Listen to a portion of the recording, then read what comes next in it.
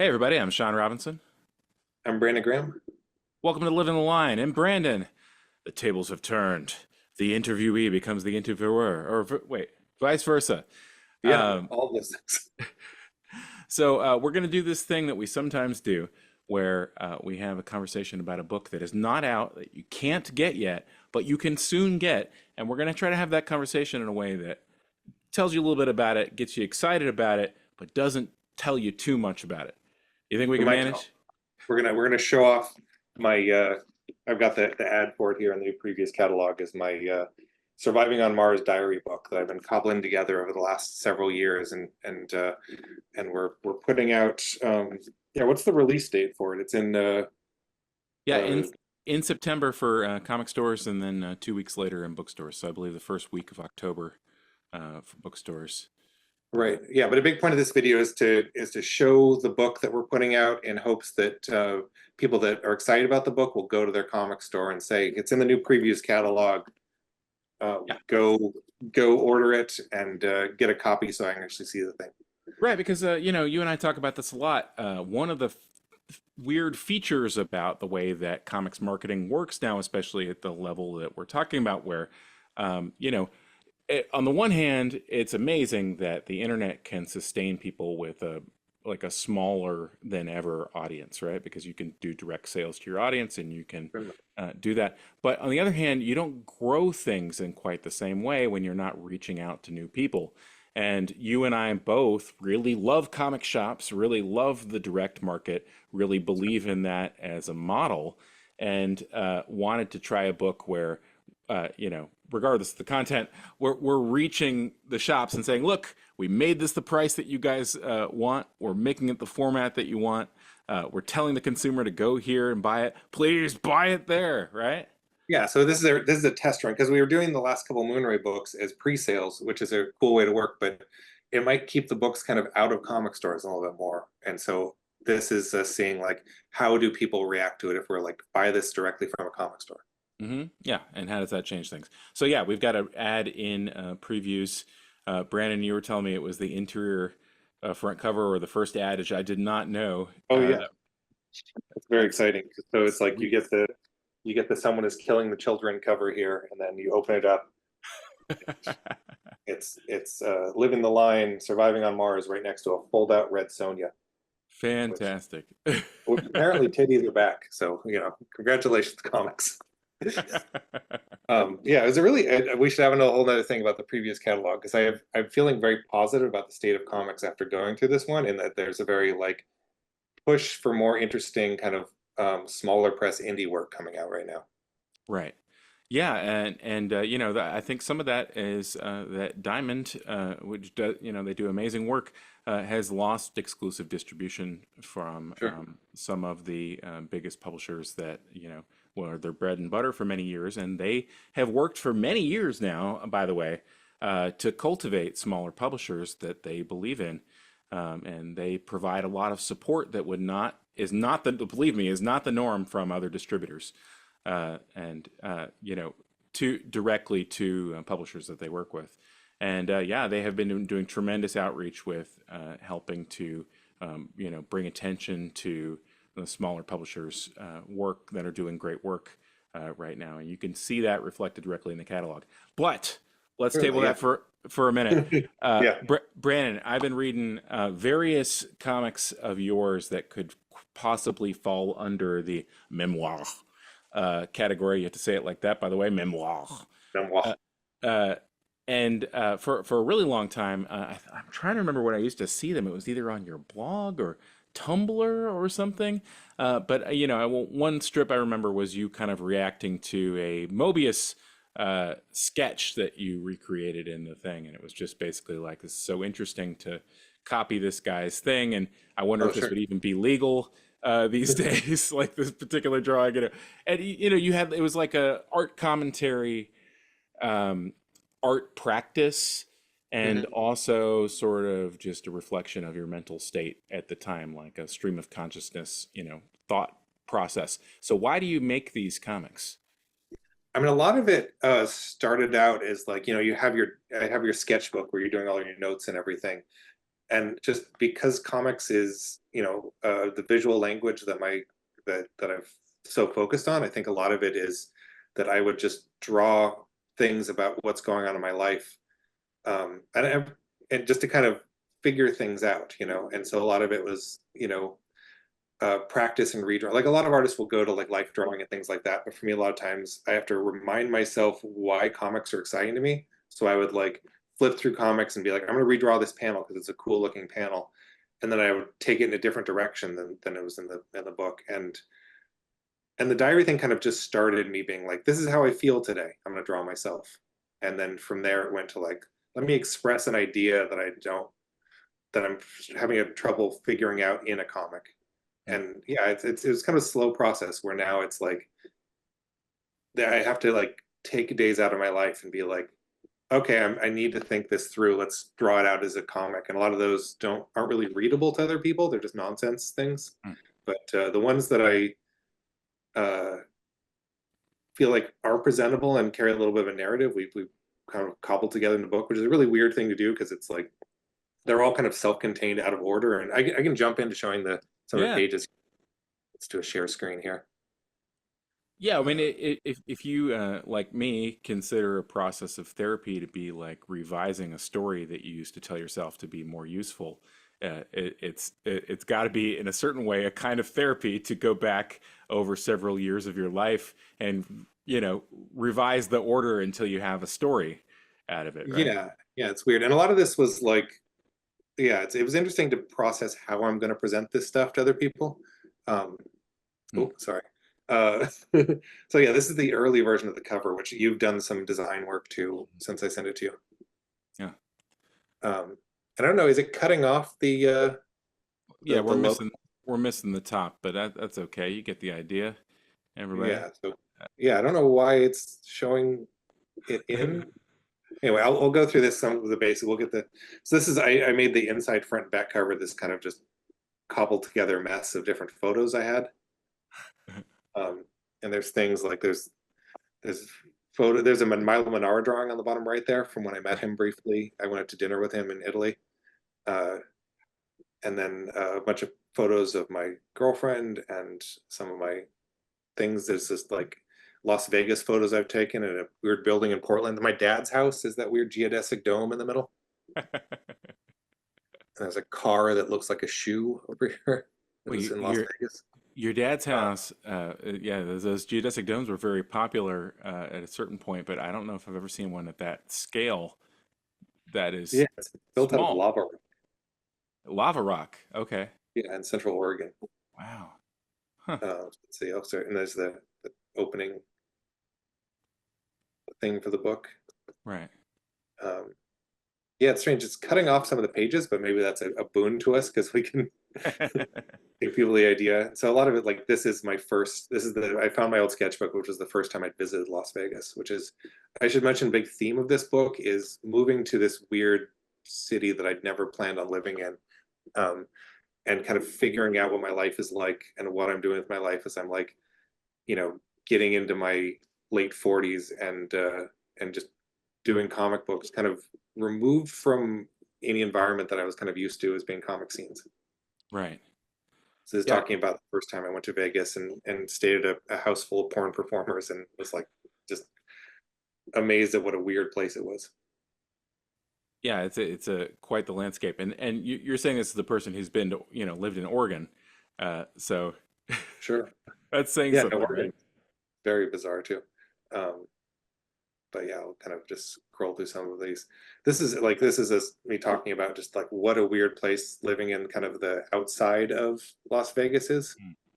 Mm. Henderson, Nevada is where I spent a lot of time, and it is like it does feel like a little bit of like a toy train station. Right.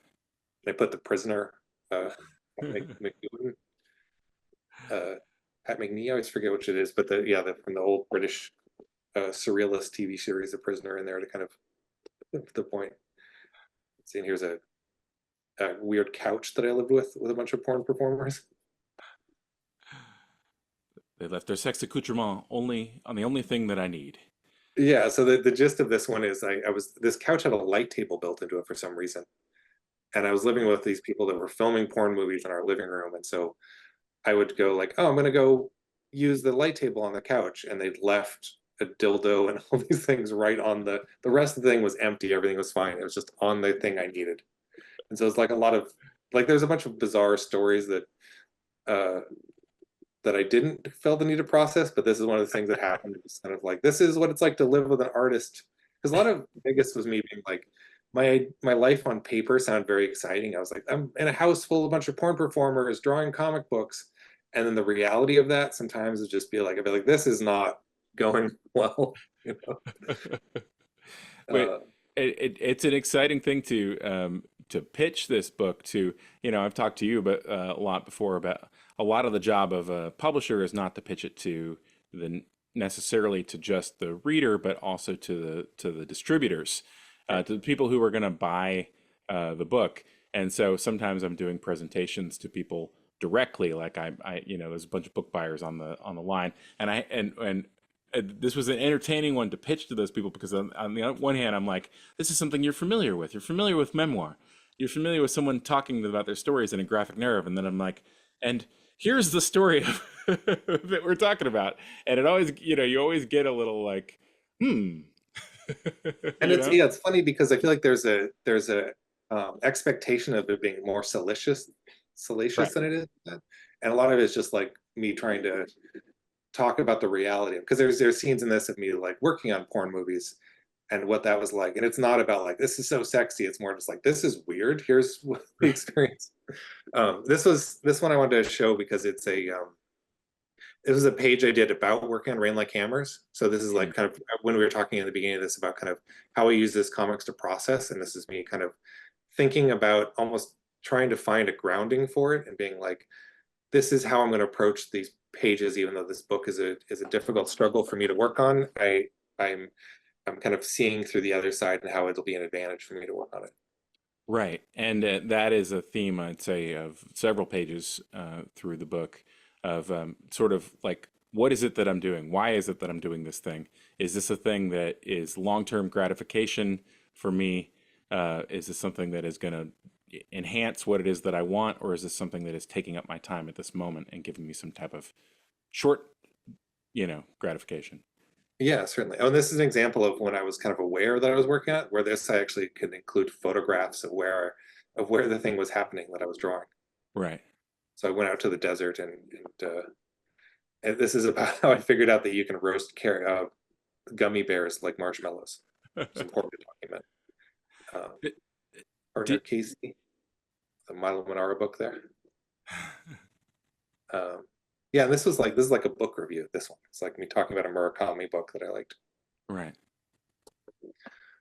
And then I get into a lot of process stuff, just about like this is a Doom Patrol comic I was reading and my reaction to it. And that's a lot of it too. Is that sometimes I'll read things and I'll be like, I really want to talk about why this is interesting to me, but especially when I was in Vegas, most of my time wasn't around other people that did comics. You know, I'd go to the comic store and talk to those guys once a week, and J.H. Williams is out there. He's fantastic and everything. And we kind of hash over comic stuff. But then it'd be things like this where I was like, really just wanted to think about the process of stuff. So the diary comics kind of allowed for that. Right. Yeah, like you Uh, said, when you said that about substituting for a sketchbook in a certain kind of way, that makes a lot of sense to me. It seems like a lot of people sort of burn a lot of energy on sketchbook stuff and development sketches in the sense that, like, it's like they're exercising something, but they don't get any utility out of it after the fact. Whereas you've kind of found a way to reclaim a little bit of the work time. yeah, well, it's a weird thing because I do realize that like I'm a little too aware of my mortality, and I'm always thinking about like Mm. if I'm what am I doing today? Like if I'm going to draw something, I'd like to figure out a way for it to add. You know, comics artists are always convinced that nobody is fast enough, and we're always holding up like Tezuka do 20 pages a day, and Jack Kirby drew 1,000,000 pages on his bathroom break, and so that gets ingrained in here. Like, well, if I'm gonna be drawing in my sketchbook, I want to figure out a way to republish that later. Right.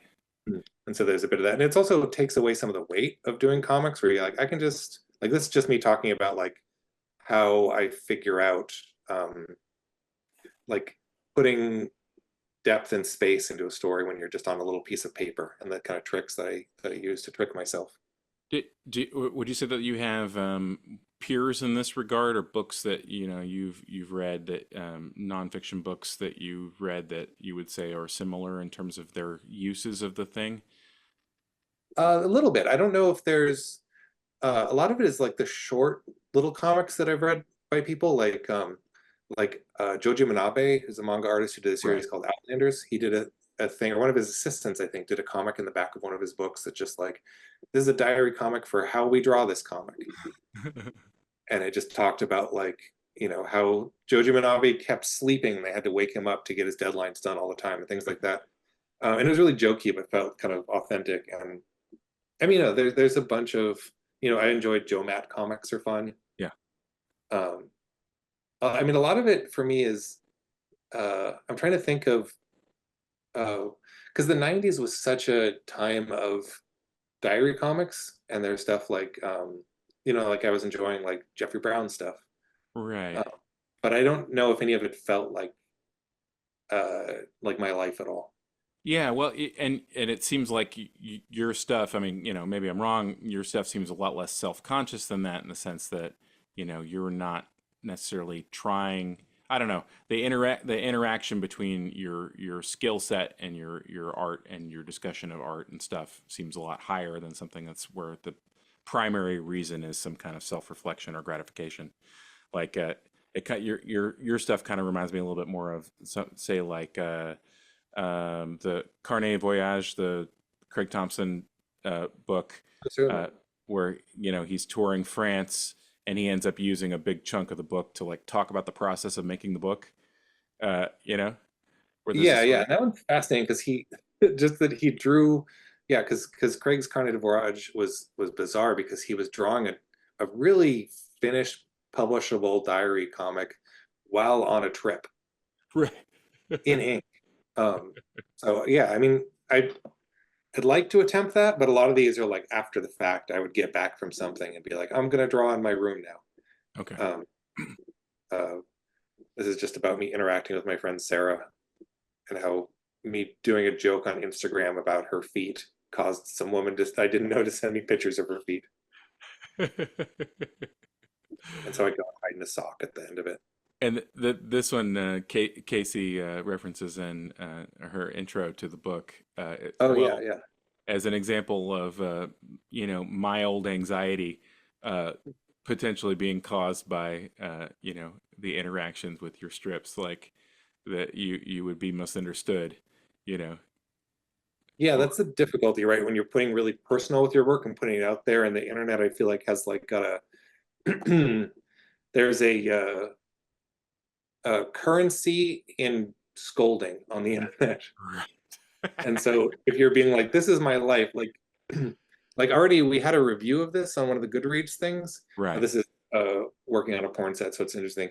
One of the comics in here, which is kind of heavier, is I I wrote about my interactions with Ed Piskor right, in the week before he died.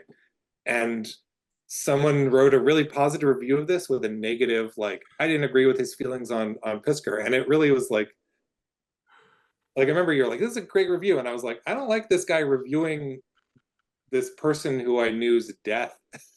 right, It's like you don't get an opinion on people I know who died if you don't know them. It seems really right. insane to me. And I feel like that's the internet in a nutshell. No, you're absolutely right. No, and I apologize for sending it to you and suggesting that you read it.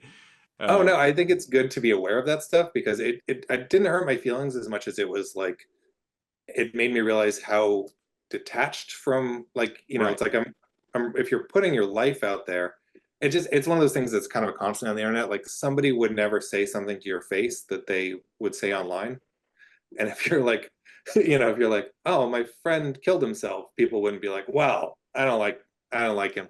yeah, you know right.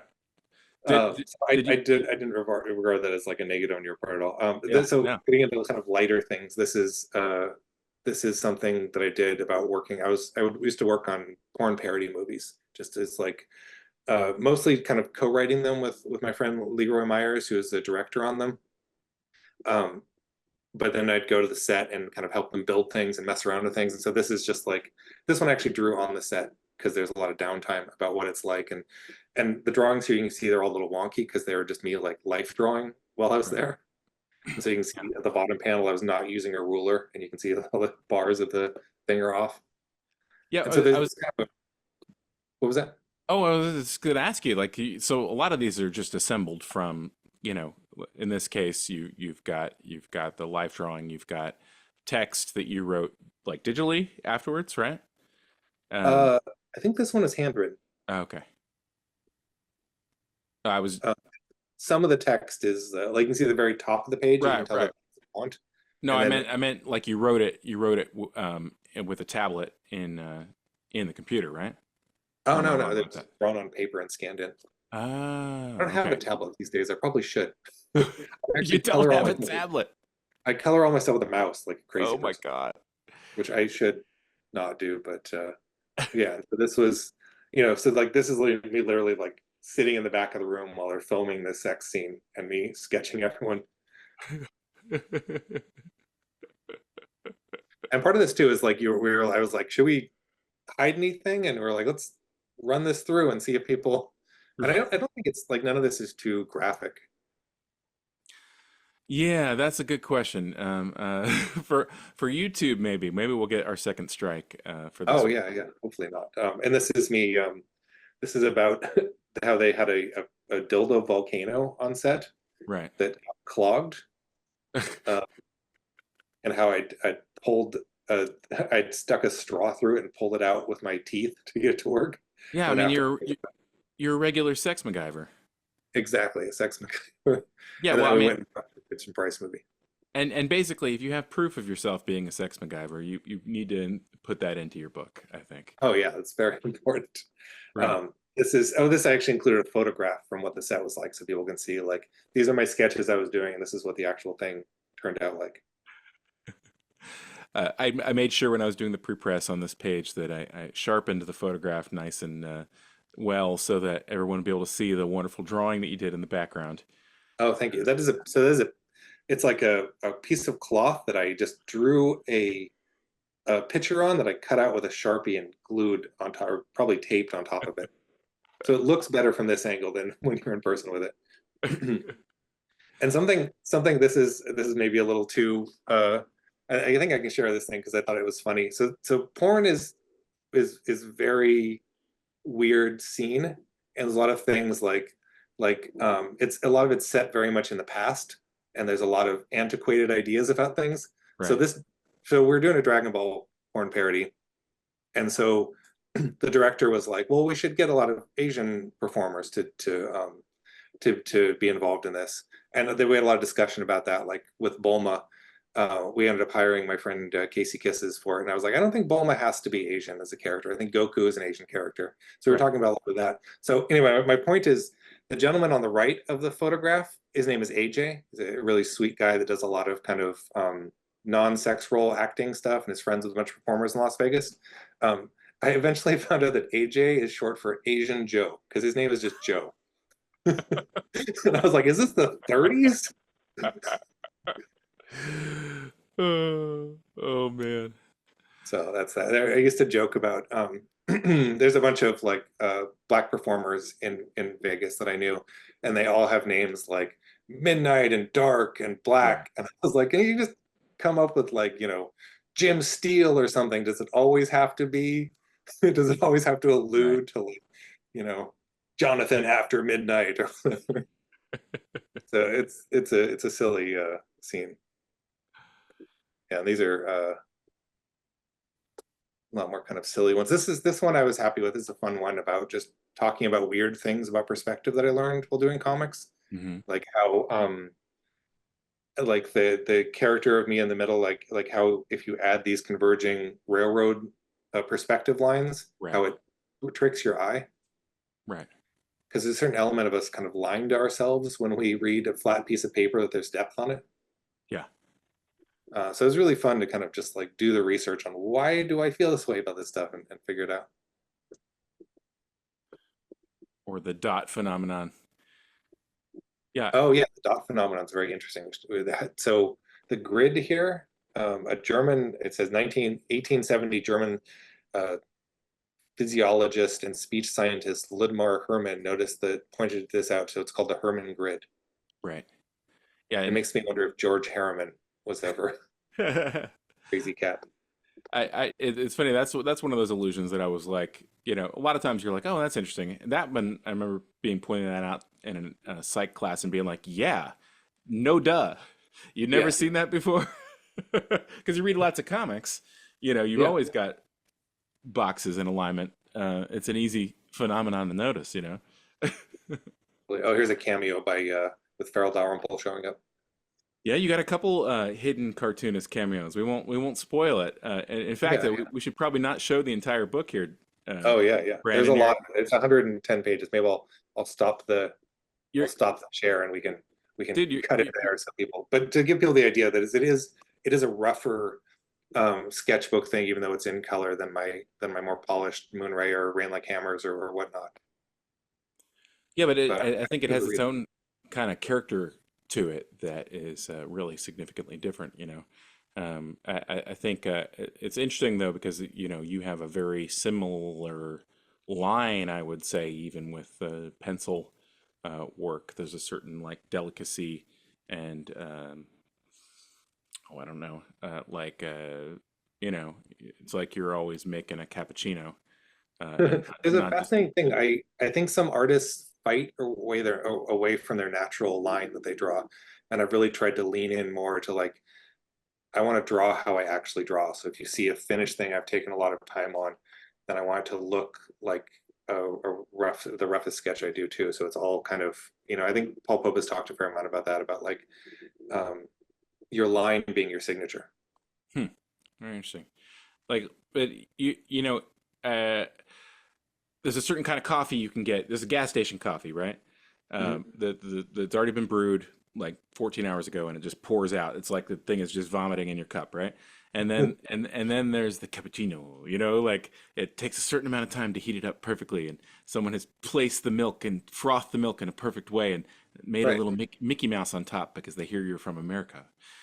Like I feel like your line is the cappuccino with Mickey Mouse on top, like you have there's a certain, it's not just delicacy, it's like a certain like patience and grace to it Oh, that it's very distinctive. I do ink slow. When I get to really, I think I've talked about it on Living the Line before. When I watch manga artists inking, I get stressed out because there's an endless speed and confidence to it. I'm like, I gotta go like this all the time. Yeah, well, it's a different approach, right? And you can see some of, either of those characteristics. Yeah, it's interesting. Slow. I don't know. There's some people that have like a jitter to it, because they're so you have confidence, there's a cruising quality to it. Sure, yeah. I mean, I think you need to lie to yourself enough to get your line confidence is helpful. You'd be like, today I'm a genius. I'm gonna trip down the stairs when I leave this, but this line is made by a genius. You know? It's a constant thing that I have to remind myself. It's just like your internal self has to believe you can achieve absolutely anything, but you need to have that filter that it doesn't hit your external self, because then you become a monster to deal with. And the nice thing about comics is doing the work, I think, knocks your ego down because it's difficult and it sucks sometimes. Hmm. Right. So you wouldn't necessarily take the time with an idea that you didn't think was worth dragging across the finish line because the time is already. Yeah, I mean, there's an element of like, let's make this idea worth dragging across the finish line, because sometimes the craft, I mean, that's a fun thing too, is like different things can add value to something, right? So you can be like, I don't know if this idea is my best idea yet, but I'm going to draw it beautifully, and maybe by the time I'm done with it, it'll turn into something that's worth Hmm, my effort. wow. So nobody's read this yet, or select few Edelweiss users, librarians, book buyers, etc. You seem like you're just ready for it to be out and over, huh? You're excited. Are you excited? I mean, is it just? Yeah, it's weird. There's a strange feeling of like maybe I've gotten over it. Like it's strange to be such an indoor person and then meet people that are like, I know things about your life that you've Mm. put out. But I think that's generally a positive thing because usually the people that I've decided, as much as I was speaking ill of the internet earlier, I think that I think that print is where the positivity is. Like with people going out and they're actually purchasing your book on paper and reading it, then it's like you're finding very much like-minded people. Right. And so I'm excited about putting out this personal stuff in a format that requires almost an emotional buy-in, Yeah. as well as a physical buy-in. And so I'm excited for people to read it.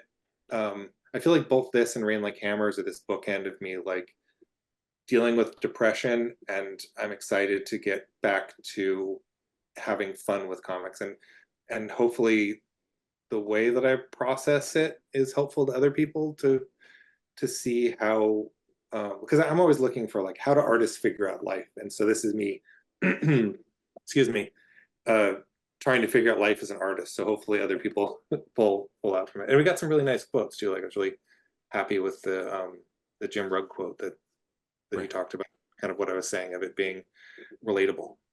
Yeah, and huge thanks to everybody who quoted Troy Nixie, Jim Rugg, Paul Pope. I'm missing two people off the top of my head, but really appreciate that. Um, So, I, I do have to say the printer is a little bit concerned about your request to include your blood in the oh, ink. Um, they did say that an on-site visitation for that is going to be necessary, and they're going to need a oh note yeah, from that your goes. doctor because of the quantity of blood you requested. Yeah, yeah, no, it's we're not using ink, traditional ink. It's all blood. That Right. was, I think they did that with a Kiss book. They put like a drop of Gene Simmons blood in the thing. Normally we use cyan, magenta, yellow, and black. In this case, we're looking for cyan, blood, CB, CBYK. Yeah, and if this book resonates with people, it'll be fun to try to do more diary books. Like I had this idea that I think could be cool of basically just like going to a new city and renting a place for a month and doing a diary book about like what's Austin like, you know? I think that would be a fun thing to explore. Yeah, I mean, I think that you have the makings of comics Rick Steves. So if we can get you, he's the travel writer. Anybody who's listening to this, I'm sorry, NPR. It did weird things to my brain. So if we can get you really interested in marijuana and get you a microphone as well as your pens, I think we're going to be in good shape. Okay, all set. Yeah, I haven't been able to draw stone. It's impossible to me. Someday I might learn it, but it might just be a skill I don't possess. What about getting a residency? Applying for one of those like writers in residency or poets in residency things, going there and then making a fiction murder mystery where you're locked in the residency and are murdered by somebody who lives there. That would be fun. I had an idea. I was pitching around to some other cartoonists. I was like, when I was in Portland and I was around like Jim Mahfood and Craig Thompson, I had this idea of getting a bunch of, maybe this is still possible, getting a bunch of cartoonists and renting an Airbnb and then doing a comic book about one of them being murdered and everybody doing a comic book kind of telling their version of the story. Okay, so we've literally had the same idea. This is a little creepy. Exquisite corpse. Maybe it's just something that maybe we shouldn't get an Airbnb with a bunch of cartoonists because someone will die. Right. Well, maybe we need to plan this as a video. This is step one, and then when someone is killed, this will be evidence in the ensuing court trial. Certainly. Excellent. Well, now we've solved everyone's problems. I think. Oh, but I should point out again that Yeah. the to get this diary book, I'm I'm coming to you noble humans to go to your local comic store and bring up the new previews, and you can just show them the the opening page past the black and yellow cover, and ask them to pre-order it because I imagine most comic stores in North America aren't necessarily looking at a diary comic that is double digits and being like, yeah, let's get 20 copies of those and see how it sells. And do you just tell them? You read them the tagline because that's what they need. Okay. You tell them, pretty fucking funny, really fucking sad, a lot of butts. Oh yeah, yeah. 116 full color pages, 14.99. Yes, indeed, $14.99. Yeah, we hope that you guys will do that. And yes, you can pre-order it basically anywhere else you can get books. You can pre-order it on Amazon. You can pre-order it from Target. God forbid you can pre-order it from Walmart, if that's the type of, you know, place you do business with. That's the type of person you are. That's how low your life is sunk. You can go to Walmart. The We're implication that joking. We're not classist people. You can go to Walmart and get the book. I Get the know. book. There was a run of Walmart comics that were interesting. They publish comics too? It was a publisher that distributed directly through Oh, Walmart. okay. All right. All right. Bass Reeves book. You no, this is no joke. You can get it at Walmart.com as far as I know. But Excellent. yeah, you should not do that until you've already bought at least 5 copies from your local comic store. So Yeah, no, uh, a good comic story is such a valuable thing. yeah, Yeah, absolutely.